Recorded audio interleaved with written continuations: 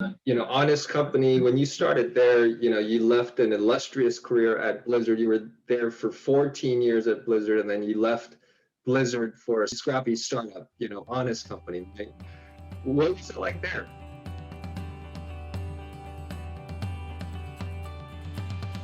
Honest was actually really interesting. They're overall they're CPG, but they had B2B, they had B2C, they had subscription, they had mobile. So there were quite a few outlets and quite a few things that we needed to keep an eye on, depending on what those objectives were.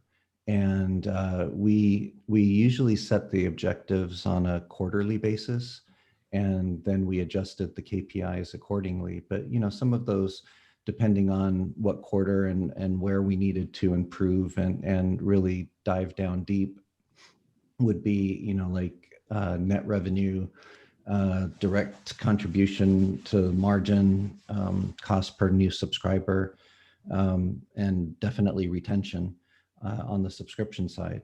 But to the earlier point that Dave was making, we were a small scrappy startup, and the data that we had was not necessarily what you would see at a more mature company that had been around for a while. You had a lot of folks that were keeping data on spreadsheets and things like that. So one thing that is important is to get that data clean and make sure that there's agreement across the board on where that single source of truth is.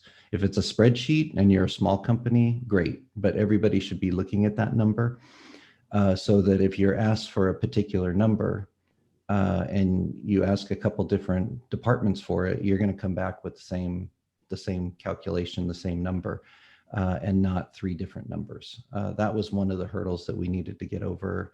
That was difficult at first, but that kind of goes into the new way of doing things that you had pointed to earlier in that Amazon slide. Amazon has adopted across the board this software development mentality in all of their departments, which includes continuous improvement and being able to identify where we were falling down, where data wasn't matching, and go back and drill down and say, okay, well, why didn't that happen? Okay, it was because of X, Y, and Z. Well, why did X, Y, and Z happen?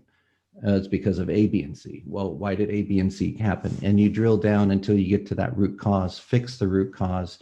And eventually, I think Dave mentioned a little while ago, how do you eat an elephant? It's one bite at a time. That's really what it took. So